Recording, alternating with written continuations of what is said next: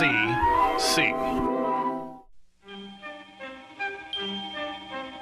Like data through Minitab, these are the stats of our lives.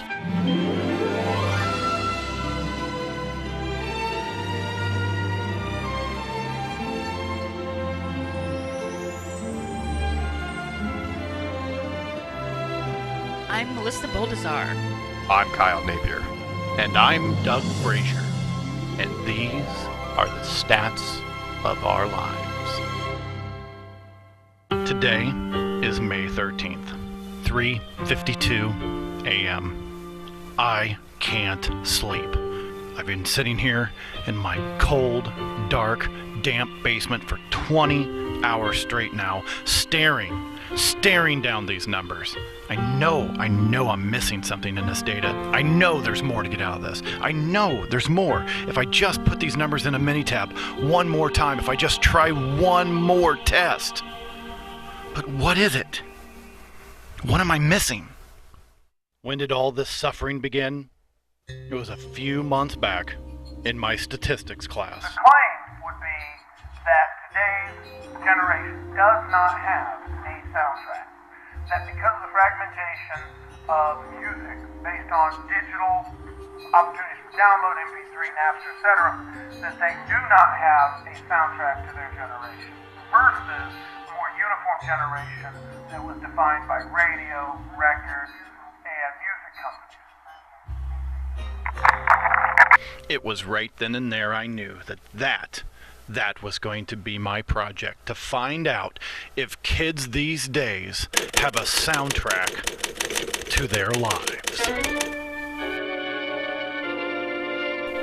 But who am I going to get? Who am I going to get to go with me on this grand quest? Well, as I scoured the room to find partners, I realized, well, I kind of got stuck with Melissa and Kyle as they were the only two left. But that's okay. They seem like smart people. I'm sure I could get them to go along with me, right? Well, unfortunately, Kyle wanted to learn if Staples was really that easy. And Melissa wanted to test the local bars out for who had the best margarita, and she was happily volunteering to gather all that data herself. But after a couple of meetings, I won them over with the music idea, and we sat there and reminisced about our musical taste in high school. Ooh, I love me some Dopkin. I love Poison. Oh, and Whitesnake too. Here I go again on my own. That's my favorite song. Seriously, Dudette? Those? No way. You gotta get with the times, girl. If it isn't Bon Jovi or Def Leppard, no way it's going into my tape deck. Katy Perry?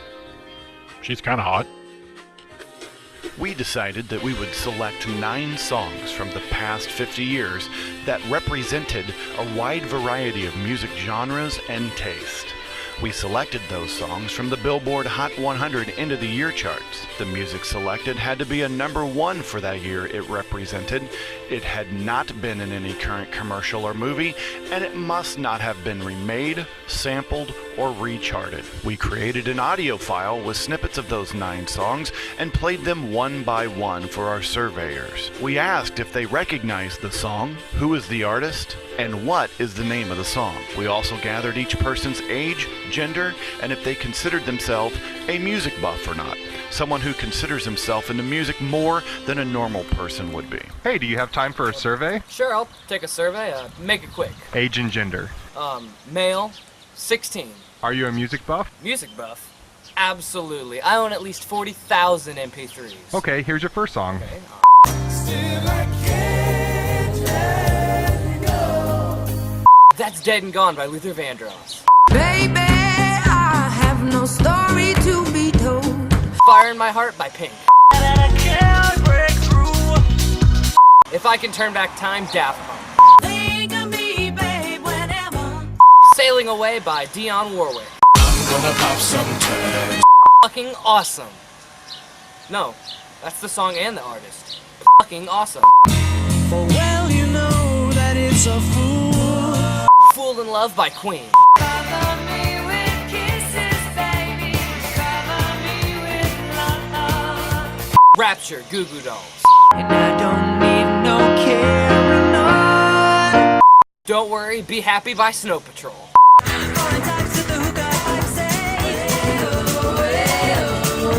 Rhythm is Going to Get You by Miami Sound Machine. Nailed it. Thank you very much for taking our survey. No. Thank you for letting me show you my music knowledge. Kyle traveled up north to Chicago, Illinois, to the famed Michigan Avenue and collected 66 surveys. While Melissa went over to Panera and collected 61 surveys. Kyle and Melissa both collected the data systematically by surveying every fourth person they came in contact with. Once the data was all collected, they handed it over to me, where I was responsible for taking the data and entering it into Excel to compute the results. I prepared several spreadsheets showing different comparisons and scenarios with our data information. As a self-proclaimed statistical nerd, this was my favorite part of the whole project. When I was a kid, I loved baseball and Doug, let's go. I have a cruise to catch. Sorry, Kyle, I know you're just excited to get to the data as I am. Our claim's going to be the current generation will recognize less music than older generations because of the wide variety of music available to them today. HO will be 18 and under will be greater than or equal to the rest of the groups, where H1 will be 18 and under will be less than the rest of our groups, which that will be our claim. We did a 2-sample t-test, and our results show a p-value of 0.152. So therefore, we fail to reject HO, not giving evidence to support H1 and the claim. Alright, thank you very much. We're done. Roll credits. Let's go. Hang on just a second, Kyle. All that first test proved was that the 18 and under generation kinda did, sorta, maybe know just as much as the older generations did. But what we need to really do is, if the claim is about the digital generation, the ones of YouTube, MP3s, and Napster, we should divide it up into digital generation and not digital generation. MP3s were invented in 1995, Napster in 1999, the iPod and iTunes came out in 2001, and YouTube hit in 2005. This would put the digital generation around 27 years and under. So that's how we divided the data. 27 years and under, digital generation. 28 years and older, non-digital generation. So the claim, Part 2, is the digital generation under 27 will recognize less music than the non-digital generation over 27. HO will be digital age will be greater than or equal to non-digital age, and H1 will be digital age will be less than non-digital age, and that will be our claim. After running a 2-sample t-test, our p-value came up 0.434, which means we failed to reject HO and giving no evidence to support H1 and the claim.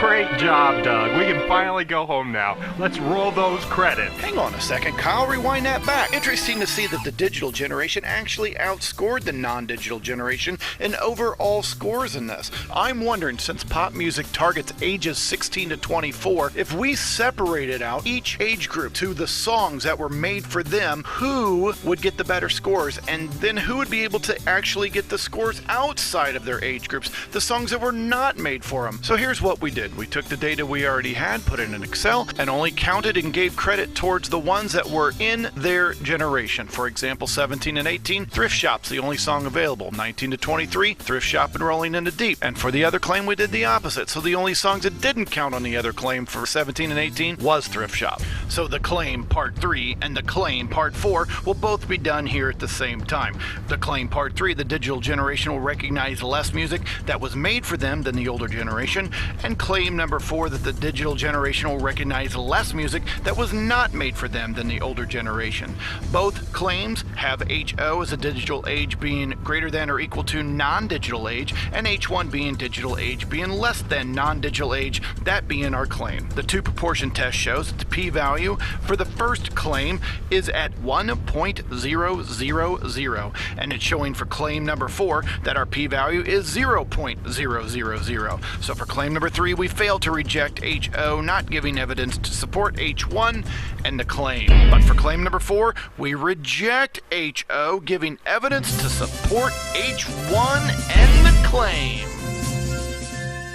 Alright, guys, that's good. We're good to go. Let's go home. Wrap it up. Not so fast, Kyle. Oh, dear God, Melissa. Not you too. Now we're getting to the point in the project that's going to have the real interesting facts. Oh, Melissa, Didn't even know you were here. The only reason I even agreed to be in this group with you and Kyle is to prove that women are superior when it comes to knowledge of music. My HO is females equal males, which is obviously not going to be true. And my H1 is females don't equal males, which obviously that's my claim because there's no way males are going to even come close to equaling females. Why don't you calculate those numbers up, Doug? Anything to run more data, Melissa. Let's do a two-proportion test to find out if females are going to equal males in music knowledge, or are they going to be unequal, as your claim is, with you stating females are actually going to be more than males. Let's run the data. It looks like the p-value to this two-proportion test is 0.106, meaning that we fail to reject HO, not giving evidence to support H1 and your claim. Fine. So even though the raw data shows women scored almost 3% higher than men, according to Minitab, it's still a statistical tie. But I think I have one on you, Kyle, because I know that my Decatur numbers are going to beat your Chicago numbers. Please, Melissa, go on. Why don't you keep wasting my time and tell me why you think so? Because, Kyle, in Decatur, there's only 3 things to do. Go to the movies, go out to eat, or get stuck at a train for 30 minutes. Melissa, are you serious? You honestly think being stuck at a train is longer time than being stuck in Chicago's traffic? Have you even been up there? Chicago traffic, it takes forever just to go one city block. Forever!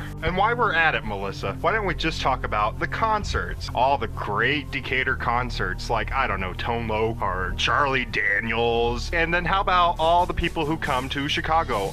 Virtually everyone. And furthermore, while we're at it, let's talk about the nightclubs. Do you know how many nightclubs are in Chicago? There's like grocery store, Walgreens, porn store, a nightclub. Grocery store, Walgreens, porn store, a nightclub. It's literally that order. That's all Chicago is. Rinse, lather, repeat, Melissa. All right, let's do this. People in Decatur will recognize more music than the people in Chicago. That's your claim, Melissa. HO is that Decatur is less than or equal to Chicago, and H1 will be Decatur is greater than Chicago, which is your claim, Melissa. We ran a two-proportion test, p-value of 0.043, which means we reject HO, giving evidence to support H1 and the claim, meaning it is true that Decatur has a better knowledge of the music according to our survey than Chicago. Yes, I was right. Take that, Kyle. Take that, Kyle. Take that, Kyle. Take that, Kyle. Take that, Kyle. Take that, Kyle. Oh my God. I was dreaming this whole time. Oh my God, it's 5 o'clock. What am I going to do? And I got this data here. I got to get through this. And there's one more test I got to do too. I knew there was one. I got it. Rolling in the Deep, 191 points. This was the #1 song. Thrift Shop, the #2 song at 182 points. What do those have in common? They're the newest songs. I got to run one more quick test. The song is independent of how it was recognized by age. Let me check this out. My HO song is dependent on how it was recognized. H1 song is independent of how it was recognized. Let me throw in the data real quick. And it comes out, we reject HO, giving evidence to support H1 in a claim. They're independent. That means this whole survey is worthless. It didn't matter where you took the test, Chicago or Decatur. It didn't matter if you were male or female. It didn't matter what age you were. You just know what music is because it's new, because it's fresh. I got to call the guys. I got to tell them we got to do this whole thing over again. We got to find some other thing. Maybe we should do the Staples. It was that easy. Or maybe Melissa was onto something with the drinks. Who turned out the lights?